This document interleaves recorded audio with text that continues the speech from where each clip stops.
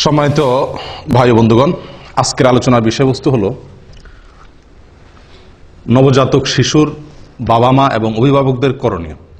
একটি শিশু যখন দুনিয়াতে আসে তখন তার অভিভাবক হিসাবে বাবা মা, দাদা দাদি, নানা নানি যারা তার অভিভাবক থাকেন তাদের বেশ কিছু করণীয় আছে।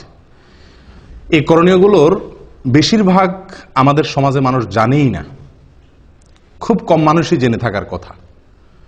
আমরা আজকের আলোচনা ইনশাআল্লাহ 13টি করণীয়র কথা উল্লেখ করব কোরআন এবং সুন্নাহর আলোকে। এই 13টি করণীয়র আমার মনে হয় যে 10টি করণীয় সম্পর্কে আমাদের সমাজের বেশিরভাগ লোক জানেই না, ধারণাই নেই করবে কি। তো বিষয়টি এজন্য খুবই গুরুত্বপূর্ণ।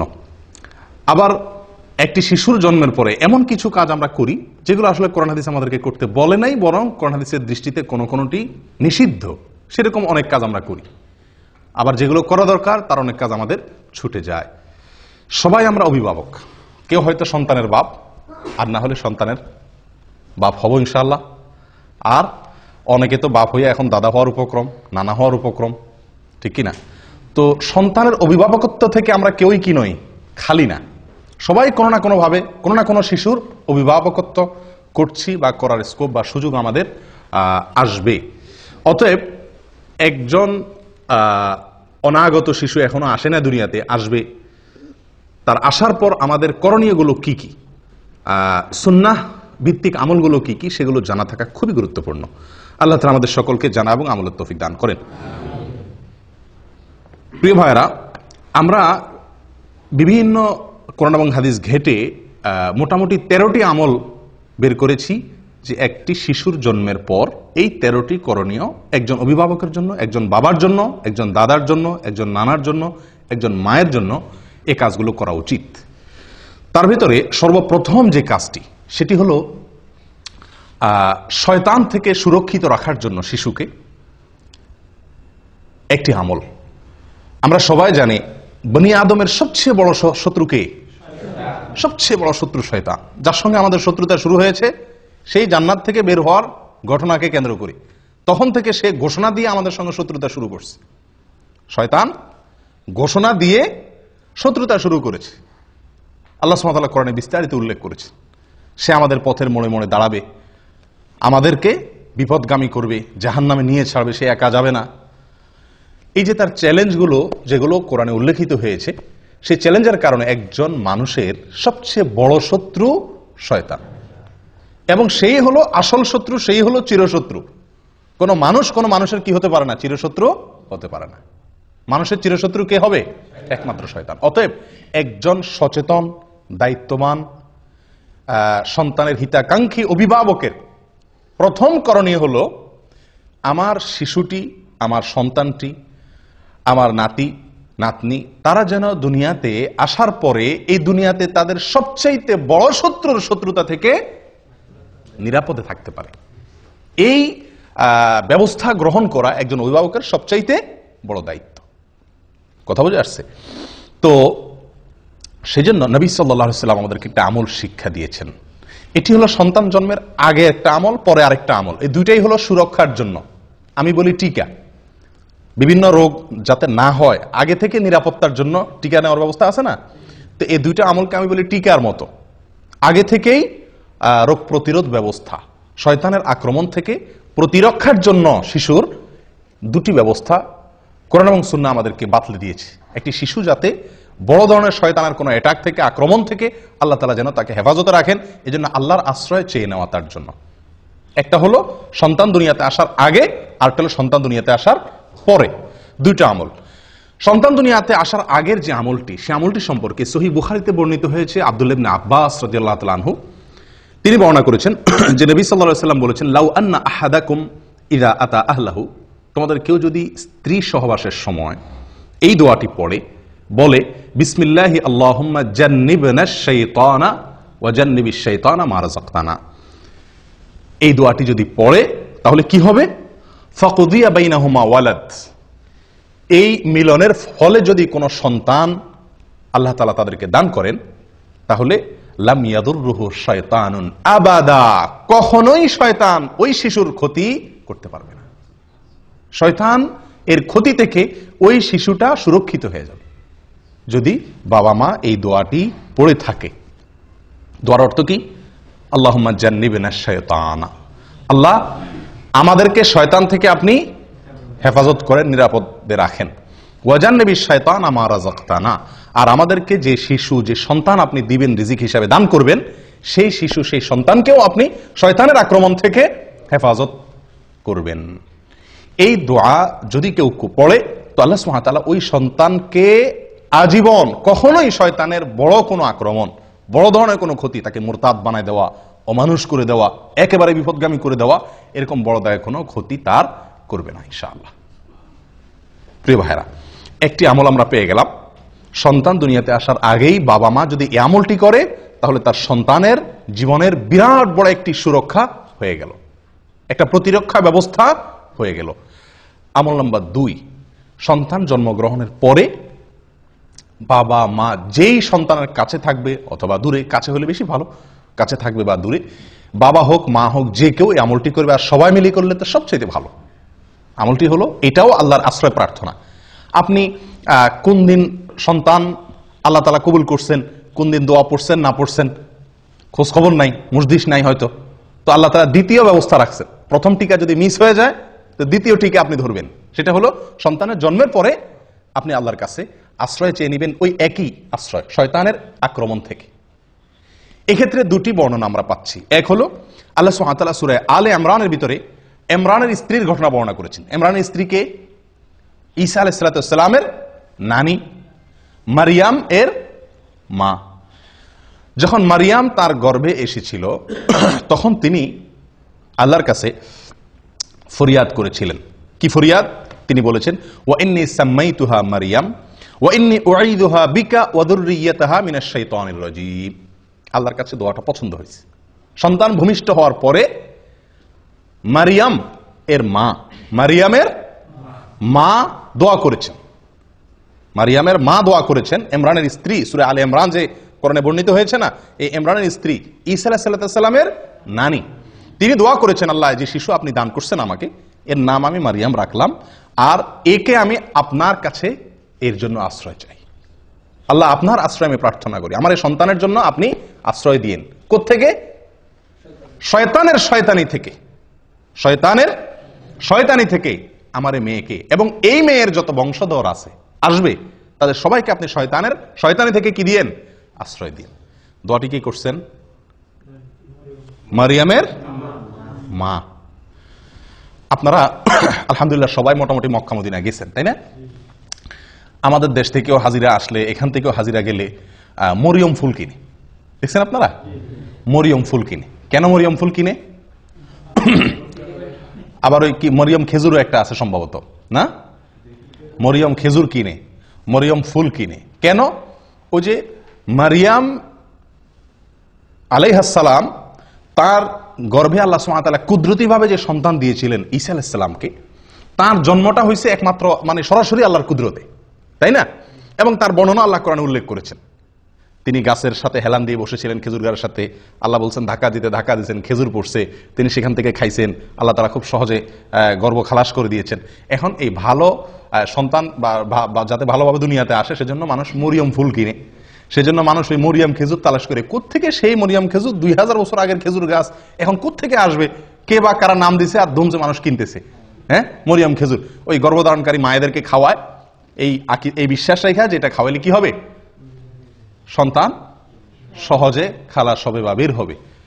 আশ্চর্য কথা, যেই আমল কোরআনে বর্ণিত হয়েছে, মারিয়ামের মায়ের যেই দোয়া আল্লাহ পছন্দ করে কোরআনে যুক্ত করে দিয়েছেন, ওই খেজুর, মারিয়ামের খেজুর সংরক্ষিত থাকা সহজ না। কোথাকার কোন মারিয়াম ফুল? কিন্তু আপনার এই যে আমল, এটি তো কোরআনে সংরক্ষণ করা হয়েছে, এটা তো আর ভুল নয়। মারিয়ামের মা যে দোয়া করেছিলেন গর্ভ থেকে সন্তানকে ভূমিষ্ঠ করার পর, সে আমল আমরা জানিও না, করিও না। ওই যেগুলা আপনার মানে কোথাকার কোন কে বা কারা ছড়াই দিছে, সে মরিয়ম খেজুর কিনে কিনে খাওয়াচ্ছি, মরিয়ম ফুল আমরা কিনতেছি। আল্লাহ তাআলা আমাদেরকে হেদায়েত দান করেন। প্রিয় ভাইরা, শিশুর জন্মের পরে একজন অভিভাবকের দ্বিতীয় করণীয় হলো, প্রথম করণীয় আশ্রয় চাইয়ে দোয়া করা, সহবাসের দোয়া পড়া সব সময়। আর দ্বিতীয় করণীয় হলো সন্তান দুনিয়াতে আসার পরে প্রথমেই তাকে আল্লাহর কাছে কি করে দেওয়া, সমর্পণ করে দেওয়া, সুপর্দ করে দেওয়া, যে আল্লাহ এই যে আসলো, এই যে আপনার বান্দা দুনিয়াতে আসছে, কঠিন চ্যালেঞ্জ তার সামনে, কঠিন চ্যালেঞ্জ। যে পৃথিবী, বিশেষ করে আজকে যে সমাজ ব্যবস্থা, যে পরিবেশ, এই সবগুলোকে ডিঙ্গিয়ে জান্নাতে যাওয়া খুব সহজ কাজ নয় আল্লাহ, বড় কঠিন। চতুর্দিকে কাঁটা আর কাঁটা, হারামের কাঁটা। প্রথমেই আপনার কাছে আমি এই ভিক্ষা চেয়ে নিচ্ছি, এই প্রার্থনা করে চেয়ে নিচ্ছি। কয়জন করছি আমরা আমলটা? হয়তো শুনছিও প্রথম, ঠিক না? আচ্ছা, এই গেল তো মারিয়ামের মায়ের আমল। কোরআনে আল্লাহ যেটা উল্লেখ করেছেন, তিনি দোয়া করেছেন আল্লাহর কাছে যে আল্লাহ আমি এই শিশুকে আপনার কাছে এবং তার যত বংশধর আসবে তাদের সবাইকে, সবাই যেহেতু আমাদেরই বংশধর হবে, তো তাদের সবাইকে আপনি শয়তানের আক্রমণ থেকে হেফাজত করিয়েন। আল্লাহ সুবহানাহু ওয়া তাআলা রক্ষা করছেন। আল্লাহ তাআলা কি করছেন? রক্ষা করছেন। সুবহানাল্লাহ। মারিয়ামের সন্তান ঈসা, এদেরকে আল্লাহ তাআলা কি করছেন? শয়তানের আক্রমণ থেকে রক্ষা করেছেন। কোরআনে তার উল্লেখও আছে, কোরআন এবং সুন্নাতে তার উল্লেখও আছে। শয়তান যে কোনো শিশুর মৃত্যুর পরে একটা অ্যাটাক করে, জন্মের পরে একটা আক্রমণ করে। আল্লাহ সুবহানাহু ওয়া তাআলা সেখান থেকে হেফাজতে রাখেন। বিস্তারিত অনেক আলোচনা এখানে আছে, সেদিকে যাচ্ছি না। এই আমলটার দ্বিতীয় সূত্র নেন নবী সাল্লাল্লাহু আলাইহি সাল্লামের আমল থেকে। এটিও সহিহ বুখারীতে বর্ণিত আছে এবং আব্দুল্লাহ ইবনে আব্বাস রাদিয়াল্লাহু আনহু বর্ণনা করেছেন। নবী সাল্লাল্লাহু আলাইহি সাল্লাম যখন হাসান এবং হোসেন রাদিয়াল্লাহু তাআলা আনহুমার জন্ম হয়েছিল, তার নাতি হাসান এবং হোসেন রাদিয়াল্লাহু তাআলা আনহুমার জন্ম হয়েছিল, তখন তিনি একটা দোয়া পড়ছেন। কি দোয়া পড়ছেন? জন্মের পরে বলতে একেবারে জন্মের পরপরই করছেন এমনটা হাদিস থেকে পরিষ্কার বোঝা যায় না অবশ্য। তাদের জন্য তিনি আশ্রয় প্রার্থনা করতেন, দোয়া করতেন। বুঝে আসছে কথা? কিরকম দোয়া করতেন? দোয়া করতেন এই, উঈযুকুমা বিকালিমাতিল্লাহি তাম্মাহ মিন কুল্লি শাইতানিন ওয়া হাম্মাহ ওয়া মিন কুল্লি আইনিন লাম্মাহ। উঈযুকুমা বিকালিমাতিল্লাহি তাম্মাহ মিন কুল্লি শাইতানিন ওয়া হাম্মাহ ওয়া মিন কুল্লি আইনিন লাম্মাহ। হুবহু এটা পড়া কোনো জরুরি না। উনি দুইজনের জন্য দোয়া করছেন, এর জন্য উঈযুকুমা বলেছেন। এটা জন্মের পরপরই করতে হবে, এটা জরুরি না। বাকি জন্মের পরে যে কোনো সময় শিশুর জন্য এই দোয়াটি করা অভিভাবকের। দোয়াটির অর্থ হলো এই, আমি হে শিশু তোমাকে আল্লাহর আশ্রয় চাই, অথবা হে আল্লাহ আমি আশ্রয় চাই এই শিশুর জন্য আমি আপনার আশ্রয় চাই দুটি বিষয় থেকে। এক হলো শয়তানের আক্রমণ থেকে, যেটা মারিয়ামের মা দোয়া করছিলেন। আরেকটা নবী সাল্লাল্লাহু আলাইহি ওয়াসাল্লাম যোগ করছেন, সেটা কি? বদনজর থেকে। শিশুদের প্রতি একটু বদনজরটা বেশি লাগে, এটাই বাস্তবতা। তো নবী সাল্লাল্লাহু আলাইহি ওয়াসাল্লাম তার নাতি হাসান হোসেনের জন্য দোয়া চেয়ে নিয়েছিলেন, যেন আল্লাহ তাআলা তাদেরকে শয়তান থেকে কি করেন? হেফাজতে রাখেন এবং বদনজর থেকে হেফাজতে রাখেন। তাহলে আমরা দ্বিতীয় আমল পেয়ে গেলাম তো আলহামদুলিল্লাহ, যে সন্তানের জন্মগ্রহণের পরে সুবিধা মতো আল্লাহর কাছে কি চেয়ে নিব? তার জন্য শয়তান থেকে আশ্রয় চেয়ে নেব ইনশাআল্লাহ। করবেন তো আমলটা? আল্লাহ চান তো? আল্লাহ তাআলা তৌফিক দান করেন। তিন নম্বর আমল হলো ভাই, সন্তান জন্মগ্রহণ করার পর সেই সংবাদ যদি আপনার কাছে আসে, সন্তানের জন্মের সংবাদ, সুসংবাদ যদি আপনি পান, তাহলে সেই সুসংবাদ পাওয়ার পরে সর্বপ্রথম কি কথাটা বলবেন? আমরা কি কথাটা বলি আগে সেটা বলেন। যে কোনো সন্তান জন্মগ্রহণের সংবাদ পাইছেন, আপনার সাদিকের হয়েছে, আপনার নিজের হয়েছে, অথবা আপনার ভাইয়ের হয়েছে, হ্যাঁ কারোর হয়েছে, প্রথম প্রশ্নটা কি হয়? ছেলে না মেয়ে? ঠিক না? যদি সংবাদদাতা না বলে ছেলে হয়েছে না মেয়ে হয়েছে, যদি বলে যে ভাই আমার তো আল্লাহ একটা সন্তান দিছে, তো প্রথম আমরা প্রশ্ন করি কি? ছেলে না মেয়ে? তো এটা বিরাট একটা আমাদের জন্য সংশোধনী। আদাবুল মুফরাদ, ইমাম বুখারী রাহিমাহুল্লাহ লিখিত একটি কিতাব। এখানে সহিহ সূত্রে বর্ণিত একটি হাদিসে আসছে, কাসির ইবনে উবাইদ বলেন যে আয়েশা রাদিয়াল্লাহু তাআলা আনহা, তার কাছে যে কোনো সন্তান জন্মের সংবাদ আসলে, যে কেউ মদিনাতে কারোর সন্তান হয়েছে, খবরটা ওনার কাছে আসছে, আম্মাজান আয়েশা রাদিয়াল্লাহু তাআলার কাছে। ওনার কাছে সংবাদ আসার সঙ্গে সঙ্গে উনি কখনো জিজ্ঞেস করতেন না ছেলে নাকি মেয়ে। উনি জিজ্ঞেস করতেন একটা কথা, অবশ্য কি জিজ্ঞাসা করতেন? খুলিকা সাওয়িয়া, অর্থাৎ যে শিশুটি আসছে সে ঠিকঠাক আছে তো, বিকলাঙ্গ না তো, হাত পা সব অঙ্গ প্রত্যঙ্গ সব ঠিক আছে তো? যদি বলা হতো নাম, তিনি বলতেন আলহামদুলিল্লাহি রাব্বিল আলামিন। আমলটি কার ভাই? আয়েশা রাদিয়াল্লাহু আনহা, যিনি শিখেছেন নবী সাল্লাল্লাহু আলাইহি ওয়াসাল্লাম থেকে সবচাইতে বেশি, সবচাইতে সরাসরি কাছে থেকে দেখে। এটা তার আমল ছিল। তো এখান থেকে কি বুঝলাম? যে কোনো শিশুর সংবাদ পাওয়ার পর প্রথম করণীয়, অভিভাবক অনভিভাবক, অভিভাবক না সকলের জন্য এটা, যে আমরা প্রথম আমল করব কি? আলহামদুলিল্লাহ রাব্বিল আলামিন বলবো, আল্লাহ শুকরিয়া আদায় করবো। আফসোসের বিষয়, আমরা ওই যে প্রথম প্রশ্ন হয়, হাদিসে বর্ণনাকারী উল্লেখ করে দিচ্ছেন কাসির ইবনে উবাইদ যে আয়েশা রাদিয়াল্লাহু আনহা কখনো জিজ্ঞেস করতেন না আগে ছেলে নাকি মেয়ে। কারণ সন্তান ছেলে নাকি মেয়ে এটা মুখ্য না, মুখ্য হলো সন্তান সুস্থ স্বাভাবিক কিনা। এবং এরপরে সবচেয়ে বড় কামনা হবে একজন বাবার, একজন মায়ের, একজন অভিভাবকের যেন সন্তান সুসন্তান হয়, নেক সন্তান হয়, ছেলে হোক কিংবা মেয়ে হোক। এটা কোনো বড় প্রশ্ন নয়, বড় চাহিদা নয়, বড় বিষয় না। ঠিক কি ঠিক না? আল্লাহ সুবহানাহু ওয়া তাআলা নবীদের সন্তান চাওয়ার দোয়া আল্লাহ তাআলা কোরআনে উল্লেখ করে দিয়েছে আমাদেরকে শেখানোর জন্য। নবীরা কিভাবে সন্তান চাইতেন, আম্বিয়া আলাইহিমুস সালাতু ওয়াস সালাম কিভাবে আল্লাহর কাছে সন্তান চাইতেন, সেই ভাষাগুলো আল্লাহ সুবহানাহু ওয়া তাআলা কোরআনে উল্লেখ করে দিয়েছেন। তার একটি হলো রব্বি হাবলি মিনাস সালিহিন, রব্বি হাবলি মিনাস সালিহিন মানে কি? আল্লাহ আমাকে নেক সন্তান দান করেন, নেক সন্তান দান করেন, ভালো সন্তান দান করেন। আল্লাহর কাছে ছেলে অথবা মেয়ে এটা না চেয়ে আল্লাহর কাছে চাওয়া উচিত কি? সুসন্তান। সুসন্তান সন্তান যদি নেক হয়, সে ছেলে হইলেও আমার উপকারে আসবে, মেয়ে হইলেও উপকারে আসবে। আর আল্লাহ না করুন সন্তান যদি সৎ না হয়, তাহলে সে ছেলে হোক আর মেয়ে হোক, সে আমার দুনিয়াও ডুবাবে, আখেরাতেও আমাকে ডুবাবে। আফসোসের বিষয়, এটা আজকে একটা চরম বাস্তবতা আজকের পৃথিবীতে। সেটা হলো যে মেয়ে হলে আমরা অনেকেরই মুখ কালো হয়ে যায়, ঠিক কি না? আল্লাহ সুবহানাহু ওয়া তাআলা কোরআনে কারীমে বলেন, ওয়া ইযা বুশশিরা আহাদুহুম বিল উনসা যাল্লা ওয়াজহুহু মুসওয়াদ্দান ওয়া হুয়া কাযীব। জাহিলি যুগের, আইয়ামে জাহিলিয়াতের যুগে, ইসলাম পূর্ব যুগের মানুষের স্বভাব আল্লাহ তাআলা বর্ণনা করতে গিয়ে বলেন যে তাদের কাউকে যদি বলা হয় ভাই আপনার ছেলে হয়েছে বা তোমার ছেলে হয়েছে, তখন তাদের মুখটা কি হয়ে যায়? কালো হয়ে যায়, কালো হয়ে যায়। যদি জিজ্ঞাসা করে ভাই কি হয়েছে, মেয়ে হলে বলে কি? মেয়ে হয়েছে, মেয়ে।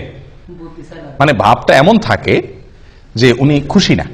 আর ছেলে হলে মাশাআল্লাহ পুরো গালে হাসি দিয়া বলে হ্যাঁ আপনাদের ভাতিজা হয়েছে, আলহামদুলিল্লাহ। ঠিক না ঠিক? এগুলো মূর্খতা ছাড়া আর কিছু না ভাই। মূর্খতা।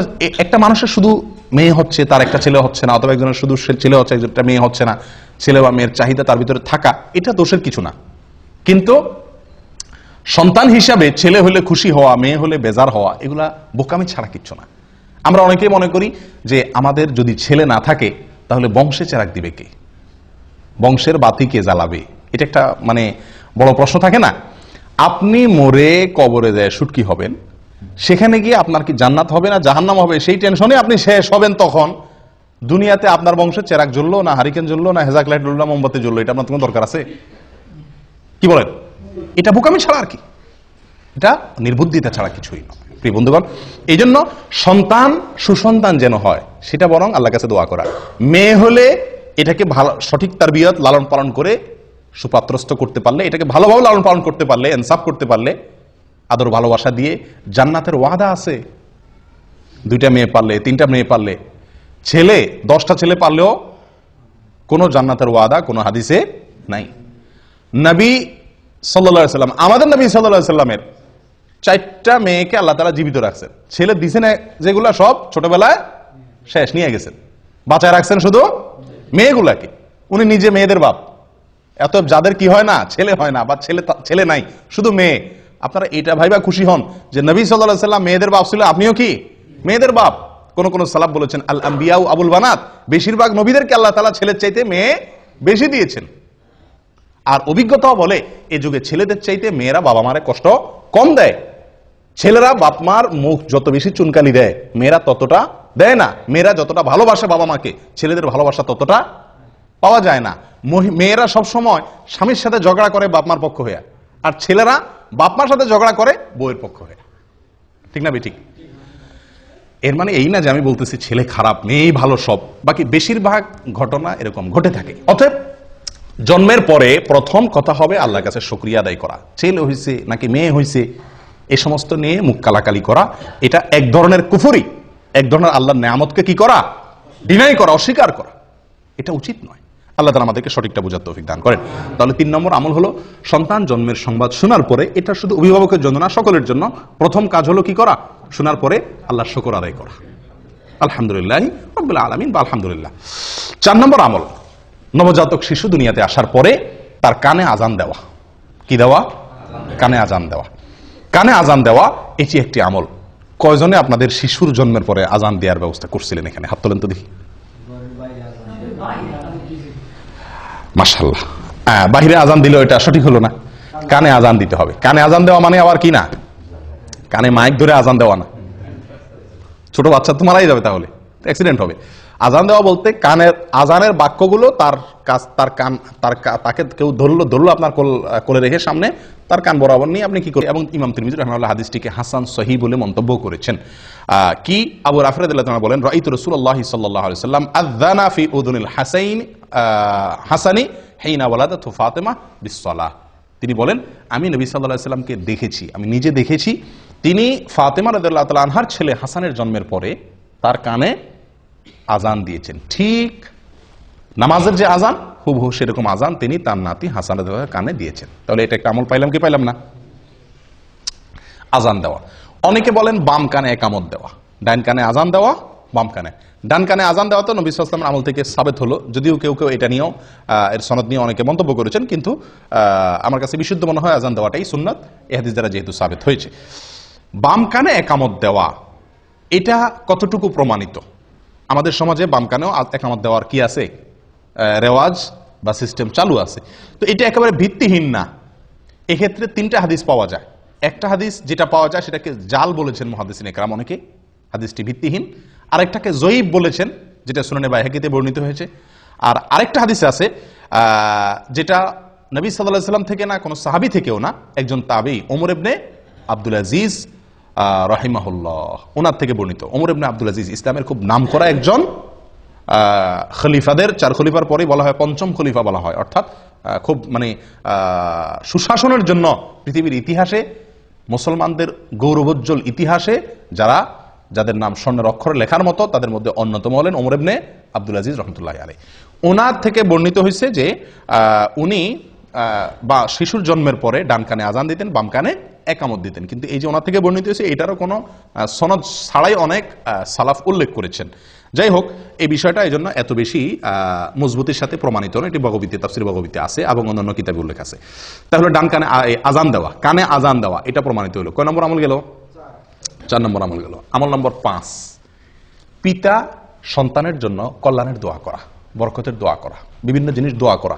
সারা জীবন তো দোয়া করবেনই, কিন্তু শিশুর জন্মের পরে শুরুর দিকে আল্লাহর কাছে কি করবেন, তার জন্য কিছু জিনিস চেয়ে নেবেন। খুব গুরুত্বপূর্ণ একটা আমল।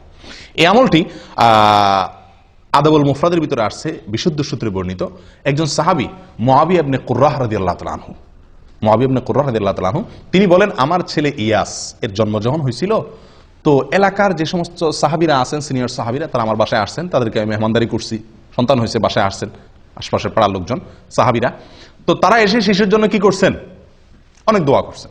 তাদের মতো করে আছে না যে মানুষ আসলে নবজাতক শিশু, নতুন শিশুর জন্য দোয়া করে, তো ওনারা তার মতো করে, যার মতো করে শিশুর জন্য কি করছেন, আল্লাহ তারা এই করো সে করো, অনেক দোয়া করে দিয়েছেন। তো বাবা হিসাবে মুআবিয়া ইবনে কুররাহ রাদিয়াল্লাহু তাআলা আনহু, তার মনের ভিতরে একটু খুঁতমুতে ভাব রয়ে গেছে যে ওনারা দোয়া করছেন, কিছু জিনিস আল্লাহর কাছে চাইছেন, ঠিক আছে, কিন্তু আমার বিশেষ কিছু চাওয়া আছে ছেলেকে দিয়ে, আমার কিছু টার্গেট আছে, আমার কিছু চাওয়া আছে, কিন্তু সেগুলো ওনারা বলেন নাই। তো তিনি তাদেরকে লক্ষ্য করে বলছেন যে বারাকাল্লাহু লাকুম ফীমা দাআউতুম, আপনারা যে আমার শিশুটার জন্য, ছেলেটার জন্য, ইয়াসের জন্য দোয়া করে দিয়েছেন, এই জন্য আল্লাহ আপনাদের বরকত দান করুক। তবে আমার কিছু দোয়া আছে, আমি এখন একটু বলবো, আপনার সাথে একটু কি বলেন, আমিন বলেন। তখন তিনি বলেন যে আমি কয়েকটা দোয়া তখন করছি আমার শিশুর জন্য, তার যেন সে দিনদার হয়, মুত্তাকি ফরজগার হয়, তার যেন ব্রেন ভালো হয়, মেধাবী হয়, এরকম কয়েকটা দোয়া করছি। এই দোয়া করবো না, ওনার সাথে আমিন বলছেন।